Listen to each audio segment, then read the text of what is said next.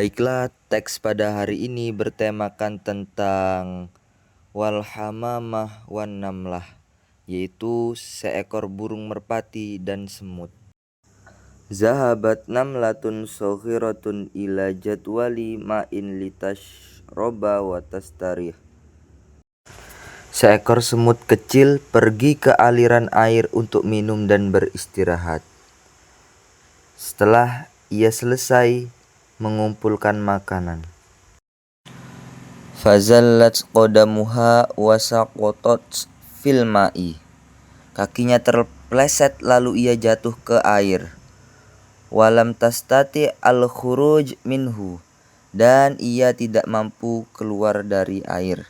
Li'annaha la ta'rifus sabahah, dikarenakan ia tidak bisa berenang.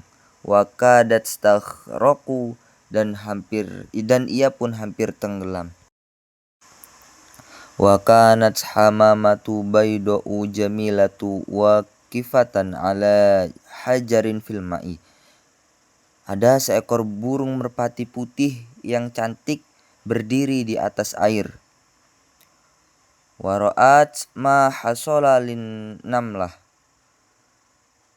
dan ia melihat apa yang terjadi pada semut itu. Faraqalaha qalbuha wa sa'adatha, hatinya pun iba kepadanya, lalu ia menolongnya. Fatarat ilal birri wa raja'at, maka ia terbang ke daratan lalu kembali lagi. Wa fi min qariha uqudun minal khosyar, di paruhnya ada sebatang kayu. Wa maddathu alal ma'i ilal barri, lalu kayu itu dibentangkannya di atas air untuk menuju daratan. Fata'allaqat bihin namlatu wa kharajat minal ma'i bisalami. Semut itu pun berpegangan pada kayu tersebut dan keluar dari air dengan selamat. Wa ba'da dzalik bi ayyam nazalatil hamamatu ala usni syajarati tatadallalu bi awraqiha. Beberapa hari kemudian burung merpati hinggap di sebuah pohon untuk berteduh dengan daunnya. Fara'aha sayyadu min ba'id, seorang pemburu melihatnya dari kejauhan. Fawaqafa yusawwibu bindaqiyatahu liyasidaha wahya lam tarahu. Lalu ia membidikkan senapannya untuk menangkap, sedangkan burung itu tidak melihatnya. Walakinnan namlatal lati khallasatha alhamamatu ra'atis soyada. Tetapi semut yang pernah diselamatkan oleh burung merpati itu melihat si pemburu itu. Fa'adathu fi qadamihi, lalu semut itu menggigit kakinya, maka pemburu itu berteriak dan senapannya pun terguncang. Fa'akhtatir rasasatu walam tusibil hamamah, dan akhirnya peluru itu pun meleset dan tidak mengenai burung merpati tersebut. Wa man ya'mal misqala dzarratin khairan yarah, dan barang siapa berbuat kebaikan seberat biji zarrah, niscaya dia akan melihat balasannya. Selanjutnya saya akan membahas sedikit tentang kalimahnya. Yang pertama, zahabat.